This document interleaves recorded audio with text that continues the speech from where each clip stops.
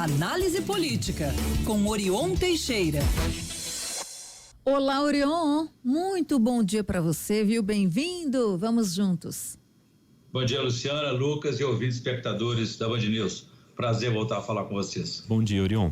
Orion, o assunto agora é sobre o Tribunal de Contas do Estado, que pode barrar a venda de ativos, né, da CEMIG. E por que, Orion? Luciana, depois da Assembleia Legislativa, o governo mineiro está encontrando dificuldades de venda de ativos das estatais, o que a oposição chama de privatização branca disfarçada. Agora no Tribunal de Contas também pode travar essa iniciativa. O governo tentou primeiro obter aquele aval legislativo, como determina a lei, e ainda tentou retirar também da Constituição Estadual a exigência de realização de um referendo, consulta popular, após a decisão legislativa. Ou seja, se a Assembleia aprovasse a venda de uma empresa como a CEMIG ou a Copasa, a população deveria ser consultada para aprovar ou não essa medida. Como sabemos, ela foi introduzida, esse dispositivo do referendo, na Constituição, pelo então governador Itamar Franco, em 2001, para impedir a perda desses patrimônios públicos que são as empresas estatais. Então, após o início do processo de renegociação da dívida de Minas com o governo federal, na casa aí dos 160 milhões de reais, que inclui a federalização das empresas estatais, transferindo o controle delas, das empresas mineiras para o governo federal, como meio de abatimento da dívida. Então o governo retirou essa proposta da retirada de referendo da Constituição da Assembleia Legislativa. Por outro lado, ele deu encaminhamento a outro processo da venda desses ativos de subsidiárias das mesas estatais. De acordo com alguns especialistas, a medida esvaziaria, desvalorizaria essas empresas, o que seria uma forma de privatizar por dentro a empresa. A manobra tem sido barrada. Em outubro passado, por exemplo, o Tribunal de Contas, a maioria dos conselheiros, suspendeu o processo de venda de 162 ativos da Codenja, a Companhia de Desenvolvimento de Minas Gerais, entre terrenos e outros bens valiosos, como minas. Medida semelhante, então, pode acontecer agora com a CEMIG. O governo pretende vender duas empresas da companhia tidas aí como a joia da coroa. Na primeira reunião do ano, realizada no mês passado, o Conselho de Administração da CEMIG aprovou o que chamou de desinvestimentos. As empresas alvos dessa medida são a Transmissora Aliança de Energia Elétrica, a Taesa, e a Aliança Energia, que juntas produzem ganhos aí de cerca de 600 milhões de reais por ano à CEMIG.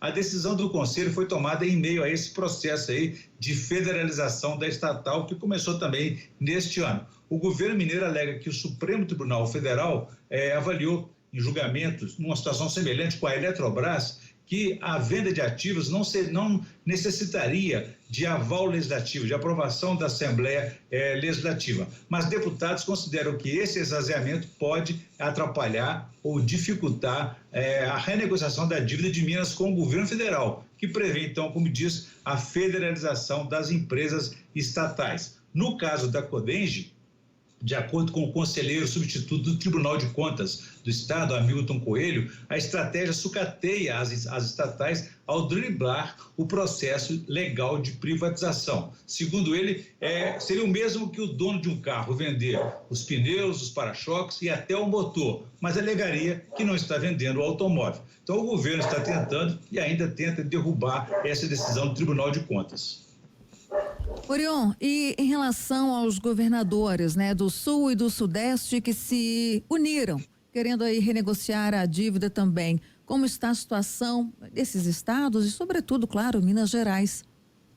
Entre outros temas, né, esse bloco de governadores do Sul e Sudeste, chamado COSUD, ele envolve Minas Gerais, São Paulo, Rio Grande do Sul, Paraná, Santa Catarina. Eles querem, adotaram várias medidas de cobrança do governo federal, entre elas a questão aí da dívida dos estados. Eles consideram que a dívida funciona como um garrote, não consegue respirar, sanear suas finanças se não tiver uma renegociação dessas dívidas. O processo já está bem adiantado com o caso de Minas Gerais, como disse para vocês.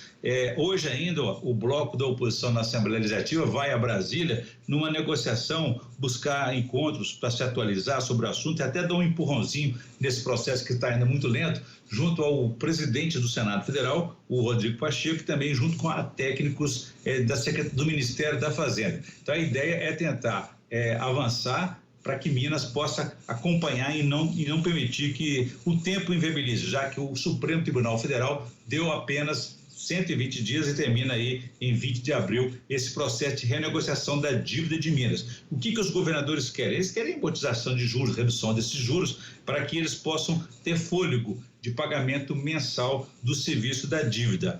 Muitos também defendem a mesma medida que está acontecendo com Minas Gerais, que é o abatimento dessa dívida. Primeiro, se você tiver alguma empresa estatal, oferecer como esse abatimento, ou outro tipo de digamos assim, de direitos a receber do governo federal. Ao final, seria feito também uma renegociação do tipo refis, em que seriam revistos juros de correção monetária para o pagamento do principal num parcelamento aí mais possível, de acordo com as contas públicas de cada um deles. Esse é o principal ponto dessa reunião dos governadores do Sul e Sudeste, que terminou no sábado passado. Orion, a gente tem um tempinho aqui, Totó aí no fundo tá bravo, mas eu acho que dá pra gente conversar. A gente até hoje entrevistou aqui na Band News o senador Alexandre Silveira, e ele trouxe um ponto que, neste ponto específico, concordo com ele, quando ele disse que o governador Romeu Zema erra muito ao mesmo tempo que tenta marcar uma reunião com o presidente Lula, mandou um ofício na semana passada para discutir a questão da dívida, né? Continua fazendo ataques muito ideológicos, né? Numa pauta meio errada e meio fora de tom, considerando essas discussões que a gente está falando da questão da dívida, né, que devia ser uma prioridade, devia ser a prioridade zero do governo, né, Orion?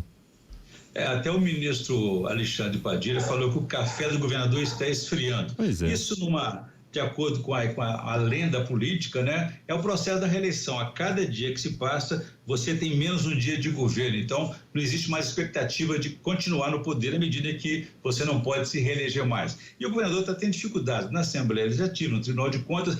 Sabemos que ele não tem muito esforço, muito empenho nessa renegociação da dívida, porque o que ele defendia era outro projeto. O projeto dele era a adesão de Minas ao regime de recuperação fiscal. Então, ele não faz muito esforço, além do necessário, de buscar esse entendimento com o governo federal, governo do qual ele faz oposição. E nesse perfil aí, ele busca se firmar mesmo como um nome possível, se viabilizar como nome de oposição e de candidatura a presidente da República da direita, em que teria apoio dos bolsonaristas, como ele fez até recentemente. Por exemplo, ele foi naquele ato público do dia 25 de fevereiro, no encontro com Bolsonaro, em defesa do Bolsonaro, que é um homem inelegível por conta de crimes cometidos aí, de ataques à democracia, tentativas de golpe. Então, Zema está fazendo a sua opção política, a sua opção ideológica ao tomar essas decisões bipolares aí, ora buscar, tentando um entendimento, um acordo, e politicamente ele faz esses ataques ao governo federal.